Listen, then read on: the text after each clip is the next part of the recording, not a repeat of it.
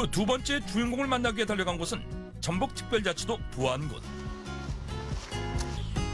이곳에는 어떤 고스펙 식재료가 우리를 기다리고 있을까? 안녕하세요. 네, 어서 오세요. 안녕하세요. 두 번째 고스펙 식재료를 찾아줄 이는 대한민국이 인정한 정낙현 식품 명인.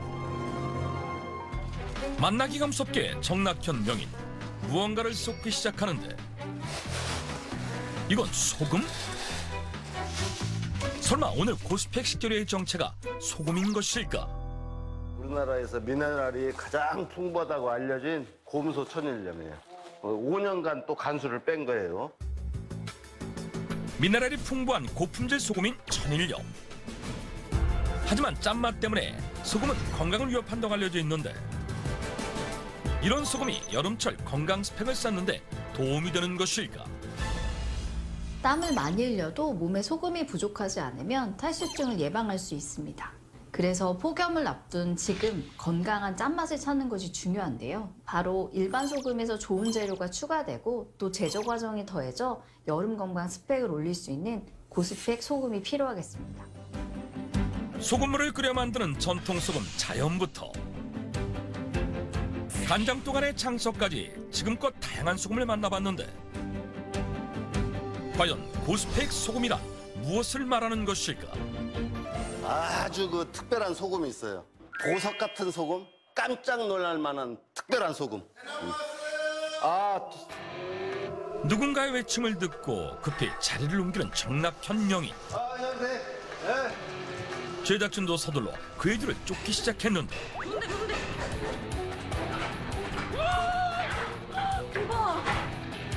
밖으로 나가자마자 크게 놀라는 제작진. 그 이유는 방대한 무언가를 싣고 오는 트럭 때문이었다.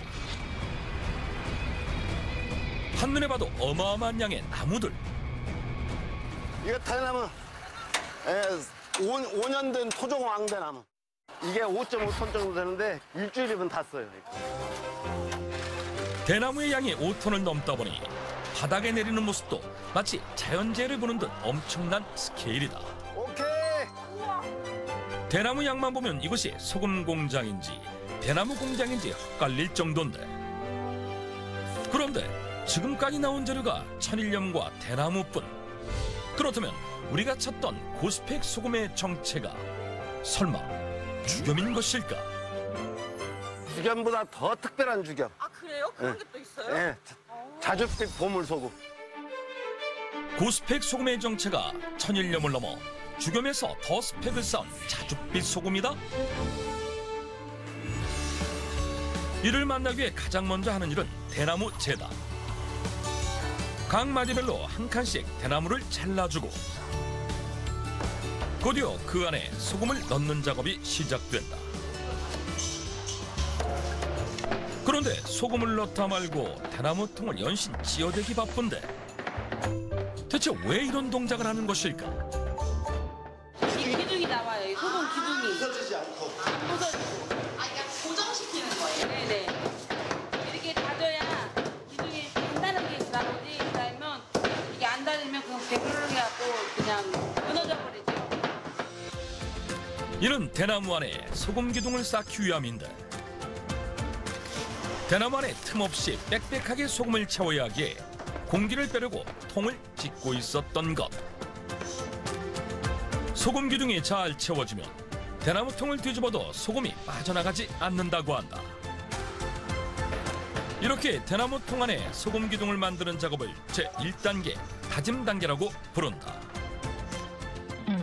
다 함께 분주히 소금 기둥을 만들다 보니 어느덧 한가득 쌓인 대나무 통들. 정낙현 명인이 이를 어디론가 끌고 가는데 선생님, 이건 뭐예요? 대나무 통들이 도착한 곳은 터널 같기도 하고 창고 같기도 한데 도대체 뭘 하는 곳일까? 황토 토굴에다 구워야지 이제 또. 꿀이에요? 네, 토굴이에요 이게. 7m 토굴. 많은 양을 한 번에 구워내기 위해 정낙현 명인이 직접 7m 길이의 토굴 형태로 만들었다고 한다. 하나둘씩 굽기 위해 쌓여지는 소금 죽통들.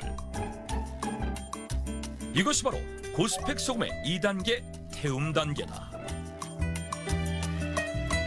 마치 대나무 기차가 터널 속으로 들어가듯 가마 안으로 입성 완료. 선생님 그건 왜 갖고 오세요? 제작진이 이토록 놀란 이유는 또다시 등장한 큰 대나무 때문. 제작진 오늘 대나무 때문에 참 많이도 놀란다.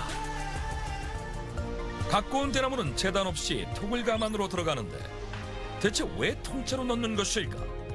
대나무 끝대인데요. 그 천연 산소황이라는 성분이 들어있어요. 끝대 넣은 뒤로는 이 보석주겸이 더 영롱해지고 맛도 달달해졌어요. 대나무 끝대란 대나무의 얇은 끝부분을 말하는데 천연 유황이 풍부해 소금을 구울 때 통째로 함께 넣는다고 한다. 끝대까지 넣었으면 이제 구울 준비는 끝. 입구를 막고 불을 피워주는데 이게 지금 구워지는 온도가 700도 정도 돼요. 700도요? 네, 700도. 태움 단계에서 대나무 속 소금은 700도의 온도에서 48시간 구워지는데 불이 꺼지면 안 되기에 가마 곁을 떠날 수가 없다고 한다. 정낙현 명인의 곁에서 잠시 불멍에 빠진 제작진. 그런데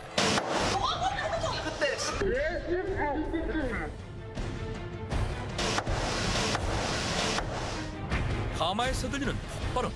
대체 무슨 일이 일어난 것일까? 끝대 든 거, 막혀있는 끝대 든 게 터지는 소리죠. 아 진짜요? 깜짝이야. 폭발음의 원인은 바로 끝대. 끝이 막혀있다 보니 고온의 압력을 견디지 못하고 터지면서 나는 소리였다. 비록 제작진을 놀라게 한 폭발음이지만 그만큼 보석 소금이 잘 타고 있다는 증거이기에 정낙현 명인에겐 고마운 소리라고 하는데 중학교 1학년 때 폐결핵과 피부병으로 학교를 다닐 수가 없었어요. 하루 3끼 주겸으로 간을 해가지고 먹고 제가 완치를 하고 학교 생활을 다시 하면서 주겸에 대한 그 미련이 떠나지를 않더라고요. 그런 운명 같아서 소금을 굽기 시작한 거예요. 하루 12시간 정도씩 이 토굴 앞에서 이렇게 땀 빼고 이런 게 내 인생이고 내 삶인데요. 소금 만들어지는 이 불길 쳐다보고 있으면은 최고 행복해요, 그때가. 예, 진짜. 자신의 건강을 챙겨주었기에 보석 소금은 정낙현 명인에게 더욱 애틋할 수밖에 없다. 48시간이 지나고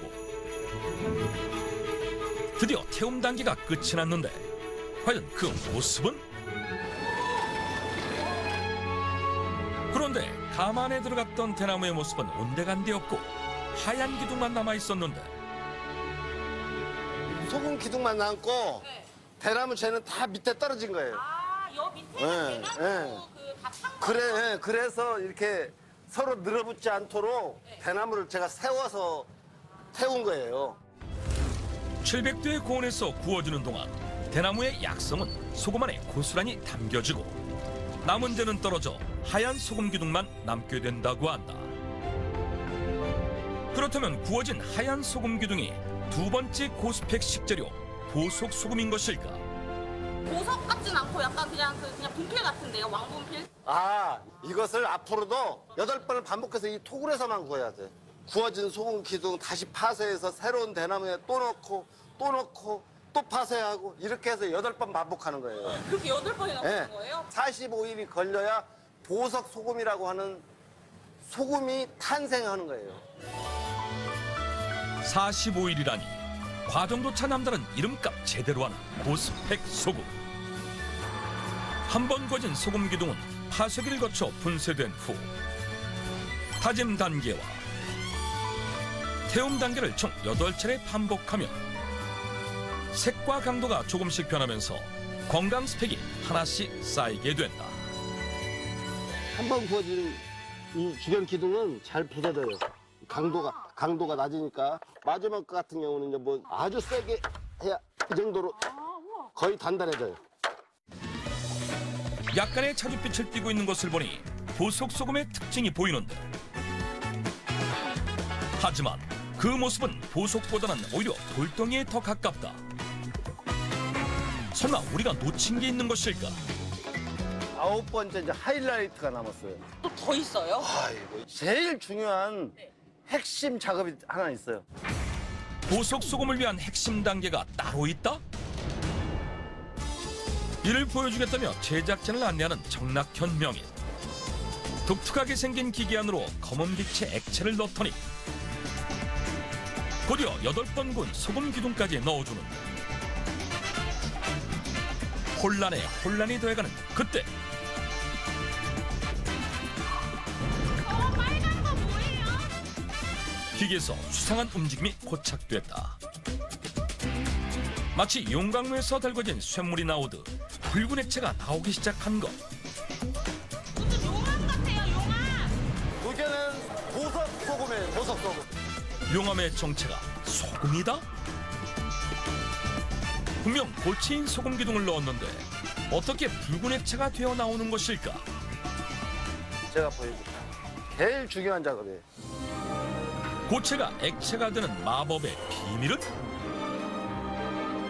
정체불명의 검은 액체. 가루 송진을 네. 녹이는 거예요, 이게. 물 송진으로 만드는 거예요. 예, 보석 소금을 만드는 데는 이 물 송진이 필수 조건이에요. 이 물 송진은 2200~2300도까지 올려줄 수가 있어요. 2200~2300도요? 네. 소나무에서 분비되는 송진을 녹여 만든 물 송진이 고체 소금 기둥을 액체로 탈바꿈하게 한 열쇠였던 것. 그러고 보니 9번째 구울 때 처음에 넣은 액체의 정체가 바로 물 송진이었다. 소금은 850도가 되면 액체로 녹기 시작하는데 이때 물 송진이 2200도까지 화력을 올려 초온에서 구워지게 되고 송진의 유황 성분까지 더해져 용암과 같은 붉은 액체 형태로 변하게 된다. 일반적인 화산의 용암 온도가 최대 1300도인 걸 감안하면 이것은 화산 약 2개가 폭발한 셈. 고온에서 소나무의 약성까지 더해진 9번째 소금을 반나절가량 식혀주면 비로소 보석 소금이 된다고 한다. 드디어 기다렸던 보석 소금을 만날 시간. 물송진의 어두운 빛깔이 더해져 소금은 자줏빛을 띠고 있었다. 봅시다. 다짐과 굽기를 반복하는 동안 망치로 깨야 할 만큼 바위처럼 단단해진 보석 소금. 그 모습은 마치 자수성처럼 영롱한 자줏빛을 띠는 것이 보석 소금이라 불릴 만하다. 45일간 8번을 굽고 9번을 녹여야 비로소 얻어낼 수 있는 자주겸이라는 미네랄 소금이에요. 비로소 만난 고스펙 소금의 정체는 바로 자주겸이었다. 자줏빛 색깔의 주겸처럼 굽는다고 해 이름 붙여진 자주겸. 45일의 오랜 기다림 끝에 만난 자주겸의 맛은 과연 어떨까? 침으로 녹여 드시면 침샘 분비가 돼서 더 좋아요. 제작진 애타게 기다렸던 자주겸의 맛을 음미해보는데 달달하죠? 달달하고 네. 그 약간 맥방석 달걀 같은 그치. 네, 그런 맛이 나죠. 나고 짜지도 않고. 안 짜요. 안 엄청 짜지. 맛있어요. 매일 자주겸 열알을 챙긴 덕분에 더운 여름을 무사히 보내고 있다는 정낙현 명인. 과연 자주겸의 어떤 성분이 그의 건강 스펙을 도운 것일까? 대나무에는 우리 몸의 신진대사를 돕는 천연 유황 성분이 풍부하죠. 또 소나무 송진에 기침을 진정시켜주고 염증을 없애주는 효능이 뛰어납니다. 자주겸은 대나무와 소나무 이 두 재료의 기운을 받았기 때문에 해독 기능이 뛰어나고 항염증과 항바이러스 효과가 있는 것으로 알려져 있습니다. 게다가 자주겸의 뛰어난 항염 효과는 우리 몸속 혈관 건강에도 도움을 준다는데 더운 날씨로 땀을 많이 흘려 탈수 증상이 일어나면 혈압을 조절하는 자율신경 기능이 떨어져 고혈압 또는 저혈압이 올 위험이 있습니다. 이럴 때 자주겸이 도움이 될 수 있겠습니다. 자주겸은 고온으로 구워지는 동안 비소, 납, 카드뮴 같은 중금속 물질은 날아가고 혈압 조절에 도움이 되는 미네랄 성분이 극대화되기 때문입니다. 실제로 소금은 굽는 횟수가 늘어날수록 미네랄 함량이 증가하는데 한 연구에 따르면 자주겸처럼 9번 굽는 소금에서 가장 많은 미네랄 함량이 확인되었다는 보고도 있었다. 즉, 천일염을 부어 미네랄 함량을 높인 주겸에서 대나무와 소나무의 기운까지 더해진 자주겸이야말로 진정한 소금계의 고스펙이라고 할 수 있겠다. 이를 정낙현 명의는 여름철 혈관 건강을 지키기 위해 플라보노이드 성분이 풍부한 귤피를 넣어 자주겸차로 자주 즐기고 있다는데 식후에 자주겸차를 마시게 되면은 입안이 상쾌해요. 아, 그래요? 예, 꼭 양치질한 느낌. 자주겸 귤피차 만드는 법은 간단하다. 따뜻한 물에 자주겸과 귤피를 넣어 5분 이상 우려내면 여름철 더운 날씨에 느슨해진 혈관 탄력을 지켜낼 자주겸차가 탄생한다.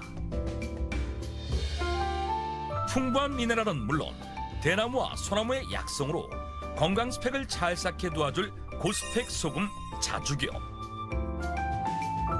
단 하루 섭취량은 티스푼 안의 양을 넘기지 않는 것이 좋다.